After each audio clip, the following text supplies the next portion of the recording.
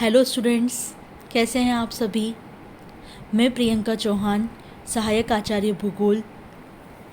आपका जो second year का पेपर है मानव भूगोल, उसी के अंतर्गत हम विभिन्न जनजातियों को पढ़ रहे हैं। उसी क्रम में हमने एस्किमो, बुशमैन, किर्गिज़ आदि जनजातियों के विषय में विस्तार पूर्वक अध्ययन किया।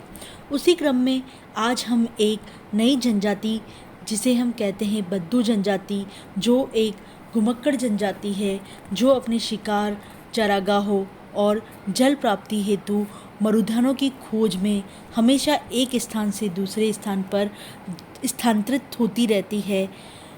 सामान्यतः हम कहें कि बद्दू का अर्थ खानाबदोश जनजाति से है।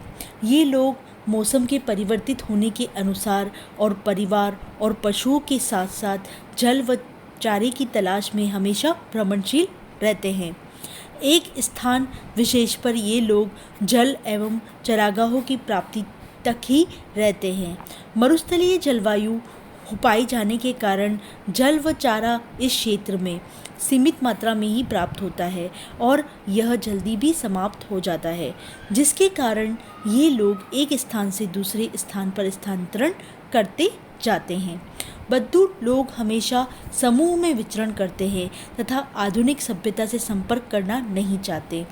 बद्दू लोगों की कई उपजातियां दक्षिणी पश्चिमी एशिया के रेगिस्तानी भागों में पाई जाती है, जो पशुपालन पर अपना जीवन निर्वाह करती है।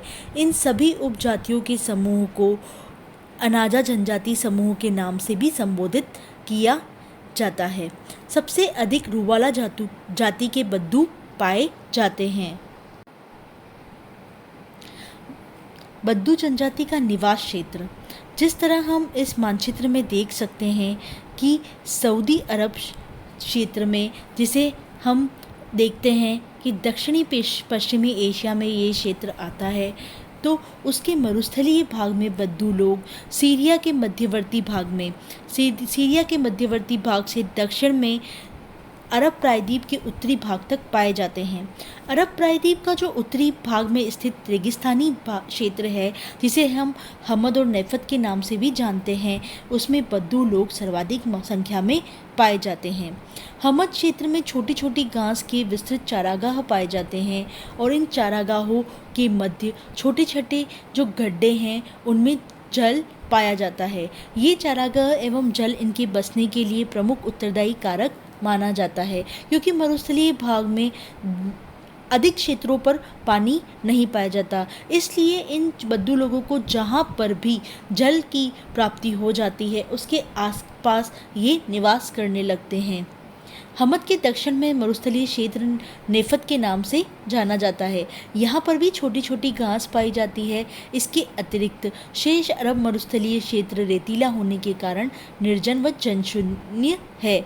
हमद व नेफत क्षेत्र में, जैसा कि ये मरुस्थलीय क्षेत्र है, तो यहाँ पर तीव्र गर्मी पाई जाती है और यहाँ का तापमान जो है वो 40 डिग्री सेंटीग्रेड से अधिक रहता है। दिन भर धूल भरी हवाएं चलती रहती है और वर्षा नाम मात्र की भी नहीं होती।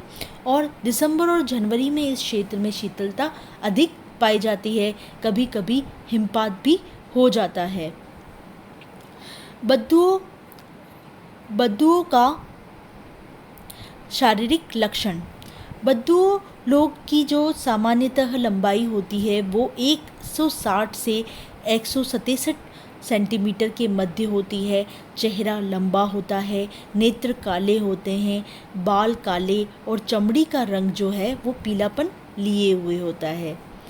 ये लोग दक्षिणी पश्चिमी एशिया के भूमध्य सागरीय एवं आर्मेनाइट प्रजातियों के मिश्रण से उत्पन्न प्रजाति मानी जाती है। इन दोनों प्रजातियों के शारीरिक लक्षण हमें बद्दू जनजाति के लोगों को देखने में पाए जाते हैं। बद्दू जनजाति का भोजन। बद्दू लोगों को के भोजन में जो है वो ऊँटनी का दूध जो है वो महत्व रखता है।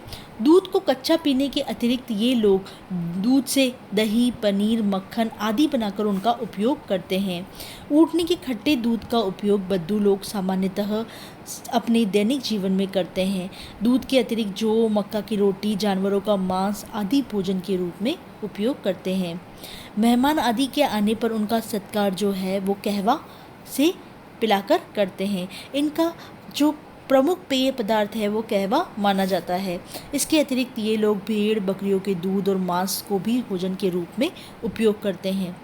बद्दू लोगों के भोजन का प्रमुख आधार जो है वो ऊँटनी का दूध है, जिसे रुवाला कहा जाता है। बद्दू लोगों के निवास क्षेत्र में उष्णकटिबंधीय मरुस्थलीय जलवायु पाई जाती है। इसलिए गर्म जलवायु होने के कारण ये केवल सूती वस्त्र पहनते हैं और जो बहुत ढीले ढाले व हल्के होते हैं। बद्दू जनजाति के पुरुष सूती कपड़े से बने कुर्ता पजामा या चोगा पहनते हैं। शीत ऋतु में भेड़ की बाल की बनी जैकेट को पहनते हैं। सिर पर टोपियाँ और पगड़ियाँ बांधते हैं जिससे धूप से इनका बचाव हो सके। स्त्रियाँ भी सूती कपड़े के मुलायम और ढीले ढाले कपड़े पहनती है। इनके कपड़े मरुस्थलीय जलवायु के अनुकूल होते हैं। बद्दू लोगों का व्यवसाय। बद्दू लोगों के निवास क्षेत्र में जो प्रतिकूल जलवायु पाई जाती है, उष्ण जलवायु पाई जाती है, जल की कमी पाई जाती है, इसके कारण पशुपालन के अतिरिक्त अन्य जो व्यवसाय है वो नगण्य पाए जाते हैं। अतः बद्दुओं का प्रमुख व्यवसाय है वो है पशुपालन। पशुओं में प्रमुख रूप से हमने पहले भी देखा कि ऊँटनी और ऊँट का इनका प्रमुख स्थान है। भेड़, बकरियां, घोड़े, खच्चर आदि जानवर भी बद्दुओं के द्वारा पाले जाते हैं। ऊँट का महत्व सर्वाधिक है। ऊँट, घोड़े, खच्चर आदि पशु जो एक स्थान से दूसरे स्थान पर जाने पर सामान लादने के काम आते हैं। भेड़, बकरियों से दूध, मांस, चमड़े, ऊँट के दूध, बाल, चमड़ा आदि प्राप्त होता है। मरुस्थलीय जलवायु में सर्वाधिक उपयुक्त जानवर ऊँट को माना जाता है। इनके जो गद्देदार पैर होते हैं वो रेत में दसते नहीं हैं, जिसके कारण ये रेत में आसानी से चल सकते हैं। उसके अलावा ये जो ऊँट होते हैं वो बिना पानी पिए 1 से 2 सप्ताह रह सकते हैं, क्योंकि इनके शरीर में पानी को संरक्षित रखने के लिए अतिरिक्त थैली या कुबड़ होती है, जिनका उपयोग यह पानी नहीं मिलने पर किया करते हैं। ये ऊँट मरुस्थलीय क्षेत्र में एक दिन में 150 किलोमीटर तक की यात्रा कर लेता है। ऊँट मरुस्थलीय क्षेत्र में यात्रा करने, चारा व पानी की तलाश करने में प्रमुख परिवहन का साधन माना जाता है।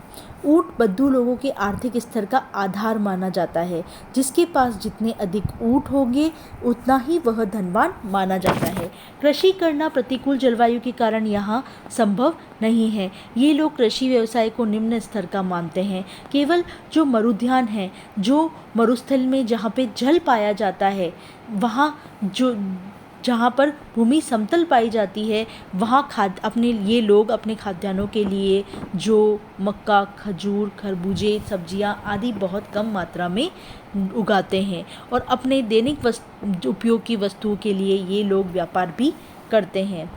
ऊँट, घोड़े, पालतू पशुओं से प्राप्त चमड़ा आदि बेचकर ये लोग जो आटा, वस्त्र, कहवा, खजूर आदि आवश्यक वस्तुएं प्राप्त करते हैं। पशुओं को पालने के लिए इनमें मौसमी प्रवास पाया जाता है। जल एवं चारागाह की खोज में ये लोग हमेशा घूमते रहते हैं। ये लोग मौसम के अनुसार अपने पालतू पशुओं को लेकर भी एक स्थान से दूसरे स्थान पर प्रवास करते हैं। बद्दुओं के आवास या घर। बद्दू जनजाति के लोग हमेशा जो हैं वो चारागाह और जल की खोज में भ्रमणशील रहते हैं और बद्दू एक भ्रमणशील जनजाति मानी जाती है। इसलिए जहाँ भी उन्हें जल और पशुओं के लिए चारा मिल जाता है वहाँ ही वह उतने समय तक रहते हैं। जब तक जल और चारा समाप्त नहीं हो जाता वो वहाँ पर रहेंगे और उसके ख़त्म होने के बाद ये अपनी दूसरी जगह पे चले जाएंगे।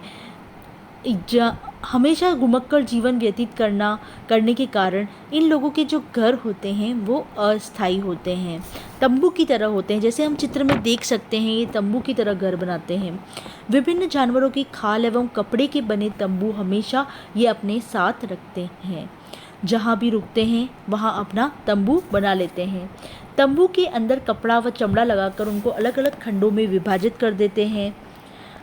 स्त्री, बच्चे, पुरुषों के लिए अलग अलग खंड बनाए जाते हैं। बद्दू लोग क्योंकि समूह में रहते हैं, सबके मध्य में समूह के मुखिया का तंबू होता है और उसके चारों ओर अन्य लोगों के तंबू लगा दिए जाते हैं। तंबू लगाने का जो कार्य है वो स्त्रियां करती हैं, जबकि पुरुष और बच्चे अपने पालतू पशुओं को चराते हैं। इनके घर खाल के या कपड़े से बने तंबू होते हैं जो अस्थायी होते हैं।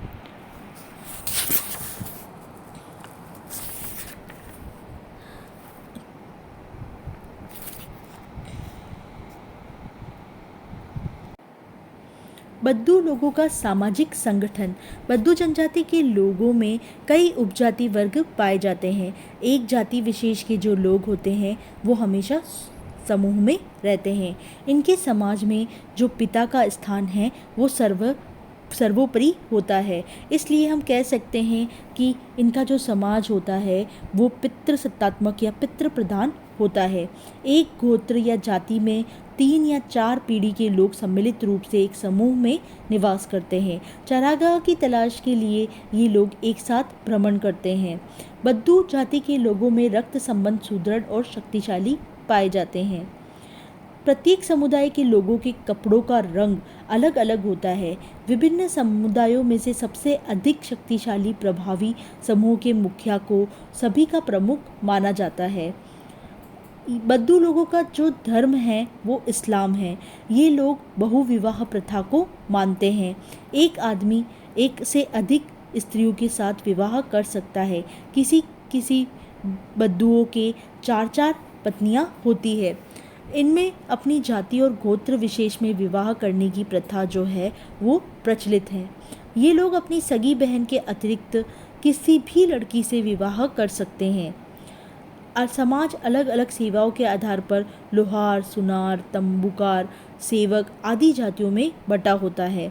दास प्रथा का प्रचलन बद्दू लोगों में वर्तमान समय में भी पाया जाता है।